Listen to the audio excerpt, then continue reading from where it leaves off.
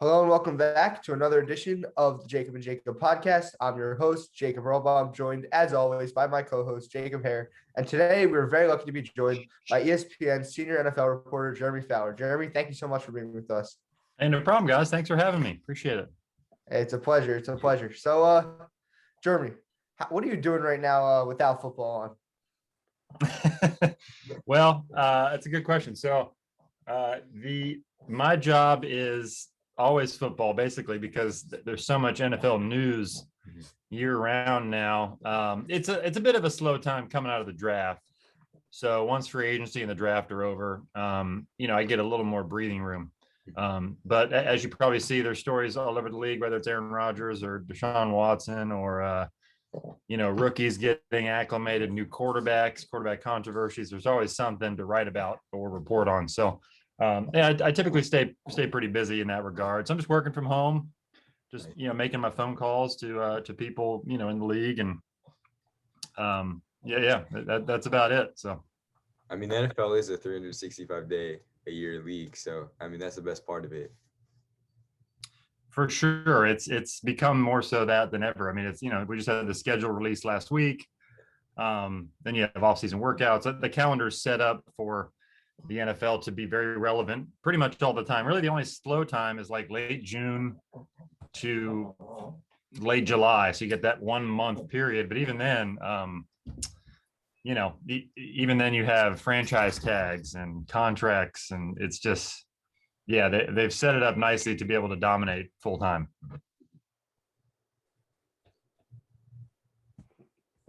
So let's shift into your career. So how did you get into reporting and writing for the NFL?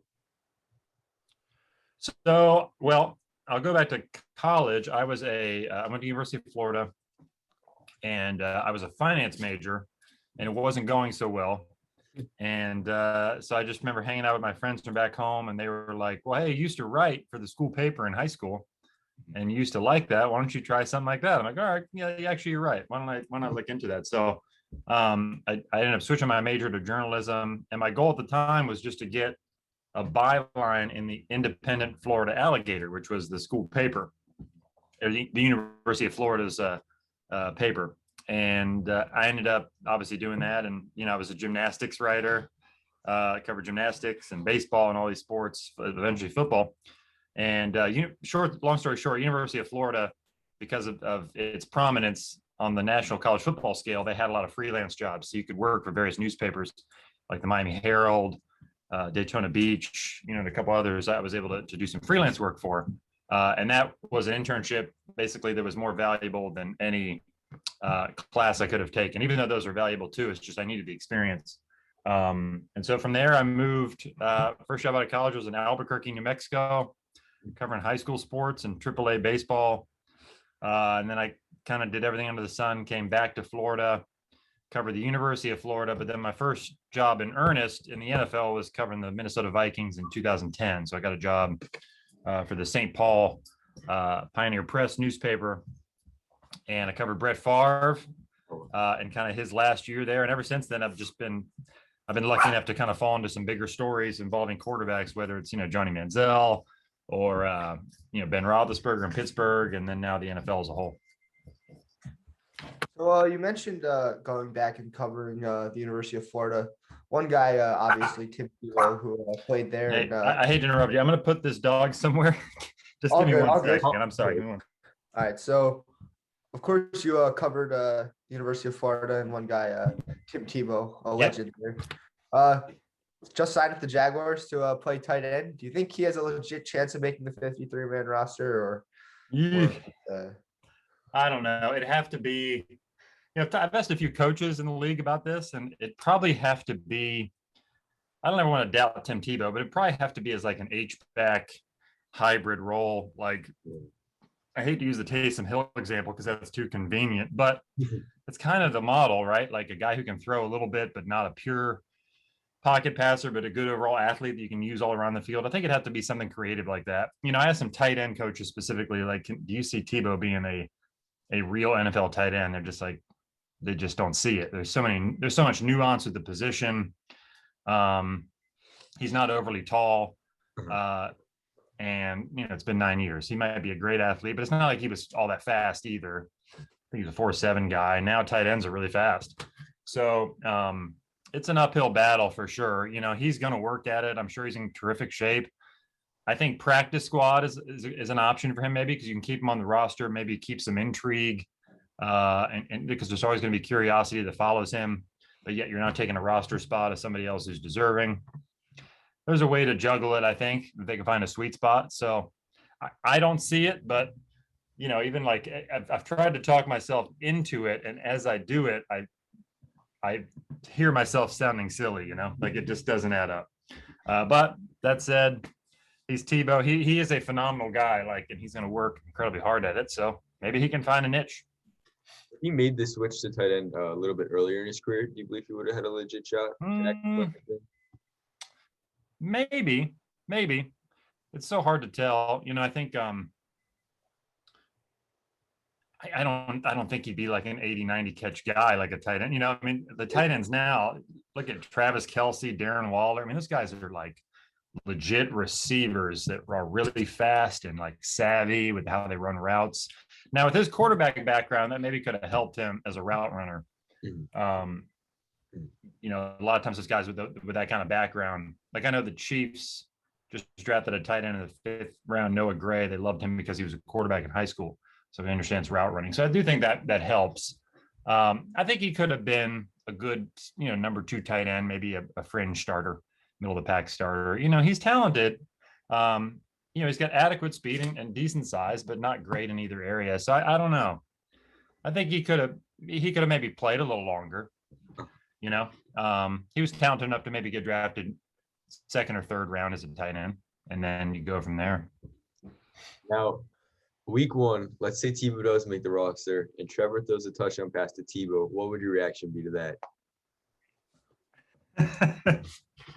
So week 1, he makes the 53-man roster and then scores a touchdown. Crazy hypothetical. We're just throwing it out. I'd be happy for Jacksonville. That'd be great for them. This is, it's convenient to say, oh, they need to drum up interest, and Jacksonville isn't a sexy franchise. And I know that's kind of a diss to Jacksonville. And they would argue that that's not the case, but I think it probably sort of is. They need a little juice. Trevor Lawrence provides that. Tim Tebow definitely provides that. My first thought would be it'd be great for the city and for the team, So you have a new coach in Urban Meyer that people are really curious about to see what he's made of at the NFL level. Can he relate to players? I do think this is an issue for him with Tebow. Like, does that help you in your locker room where guys feel like it's a gimmick maybe? But, if he scored a touchdown, that would maybe at least validate why he's there. And that he's, made it far enough to warrant that. So I think it'd be a great story. And that's always how I look at it. Is it a good story or not? Is it something of interest? And people obviously care about it. Like my wife doesn't follow the NFL really at all. Or like if I have like a news story that's kind of transactional or a contract extension or whatever, or it's Aaron Rodgers related, she doesn't care. But when Tebow started buzzing about coming out of Jacksonville, I get a text from my wife, Tim Tebow, really? He's coming back to the NFL? Like, it's just, he's a guy that a lot of people care about, so it's a good story. So let's move on to some free agent talk. One guy, cornerback Steven Nelson, who became a free agent back on May 12th. And you've tweeted that he's had a strong market since becoming a free agent. Yep. When do you think we could see him sign, and who are some of the potential suitors? So I think it could be fairly soon, maybe closer to a mini camp. There's kind of all this stuff comes in waves, right? So if you're a free agent and you don't get locked up in a contract in March, then you're probably going to wait till after the draft. Mm-hmm. And then if that doesn't happen, then you ride the next wave, which is probably mini camp in June. And then you're probably riding the next wave, which is training camp. Or sometimes you're just waiting for a team to have a potential injury at the starting position, and that increases your money. So like, if you're Steven Nelson, you're weighing, do I take the best offer now or do I hold out? And then if somebody gets hurt, I have more leverage, So, that's happened in a few cases we've seen this year. So, I think I think he's got a lot of good offers. He's just waiting for the best one. And I do believe the Jets are involved, Eagles, Texans, and like Bengals, a few others, So I think they're probably all in the same range money wise. So he just, if somebody can step up, and the Eagles is the pretty obvious fit there. They need a second guy, I think, in a pretty strong way to complement Darius Slay. So he would make a lot of sense for what they do. Yeah, for sure. I mean, our second quarterback right now is Avante Maddox, and we saw that last season. That could be a complete disaster. So I'm hoping we do sign Nelson. He's a great player. But do you think he would take a reduced pay cut to be the starting quarterback on the Eagles, or you think he's looking for money? I guess it depends on what reduced means, because he, I think his Steelers salary was set to be about 9 million, something like that. Mhm. So it's tough in this climate to get that, but it's possible. I think you could get fairly close. I mean, we saw Eric Fisher, the left tackle, get 9.4 million from the Colts, and he's coming off an Achilles tear. Now he's a former #1 overall pick. Left tackle's a crucial position, so a little bit of a different dynamic. There were less tackles on the free agent market than cornerbacks. It's just the nature of things. There's more volume there.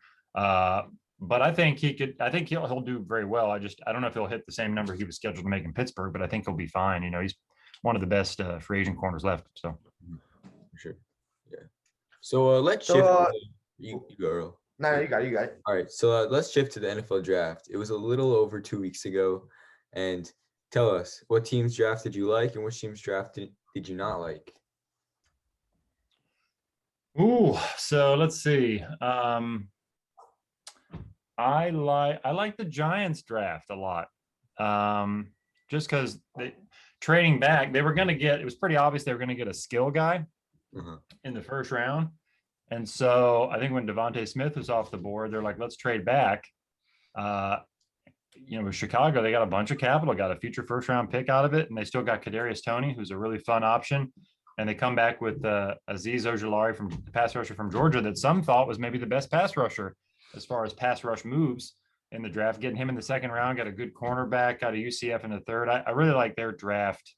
Let's see whose was questionable. I have to look back at that. I kind of like what the Bengals did, but I thought Penei Sewell would have been the obvious choice, just with trying to protect Joe Burrow. I like Jamar Chase a lot. He's a great player. Some thought he was the best player in the draft. I just thought with where you're at as a franchise, and with Burrow being hurt, coming off the ACL, and you had obvious problems at that position, offensive line, I thought going Penei Sewell or Rashawn Slater would have been the play. Maybe even trade back and still get one of those guys. So, yeah, I could have seen them doing that. But overall, it's so hard to tell with drafts, like who's going to strike out now, because you just have to let it play out. So I'd have to think about that. But I know the Giants are one draft that I really like. There are a lot of drafts that I like. The Giants are one. One team that made headlines in the draft was the Houston Texans by selecting quarterback Davis Mills in the third round out of Stanford. With Watson's uncertainty, obviously, with everything going on surrounding him, do you think Watson plays next season? I think he plays. We have to see what the results of the investigation are at the end. Like when you look at the big picture of it,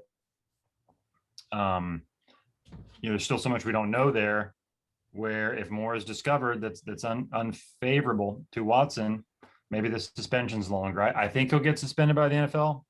I just think at this point, based on precedent, it suggests that he'll get something. Maybe it's 4 games, maybe it's 6. I don't know. I think it'll be, if this drags out into the summer, they'll put him on the commissioner exempt list sometime in probably closer to training camp. So he's not a part of camp. Not that he was going to be anyways, because he's already requested a trade and wants to be away from Houston. I think he's probably, a lot of people around the league at least think he's played his last down in Houston. So, but there's not much trade market right now because of the situation. So I think what could happen is if they get it cleared up by the summer, whether it's a settlement or there's just more clarity in the situation, NFL makes its call, let's say suspended 6 games, you could still trade him after that in late October by the deadline. I could see that. I mean, if you're Denver, right, you're linked to Aaron Rodgers, but before that, Deshaun Watson was intrigued by Denver. Like that was an option for him. Maybe that's still a possibility. He's younger. He's a lot younger than Aaron Rodgers. Maybe there's more time to build around him in that way, even though Rodgers is probably considered a better quarterback. But Watson will have options. When you're top 5 quarterback, assuming this doesn't get really ugly, And we don't know all the details, but I do think he still has a future in the NFL this year somewhere. And Houston is quietly moving on. I think they're just sort of in a holding pattern. Mhm. Now, even before all this legal stuff came out about Deshaun, what were some of the offers that were being made for him? Well, I know Carolina was basically like, hey, you can have whatever you want. I mean, honestly, they were all in. Ownership was involved. They were trying to make that clear to Houston. Like, I don't know what the firm offer was, but I know it was like, hey, we'll get you what you need. Was the feeling, and Houston wouldn't do it. And this would have been Carolina's miss. They would have made a huge deal for Watson if Houston would have entertained it, and then they would have been dealing with this investigation. So it would have been ugly for them. But they were all in on it for sure, more than really any other team, I think. And I don't know that Carolina was first on Watson's list, but I think he would have waived his no trade clause for them. So, talking to people around the league, 3 first-round picks was sort of the feeling that the team would have to part with 3 of them, and maybe some players too. And I know Carolina, for one, was willing to do that, and some other teams probably were too. I think the Jets looked into it, but they didn't go so far, especially with the second pick.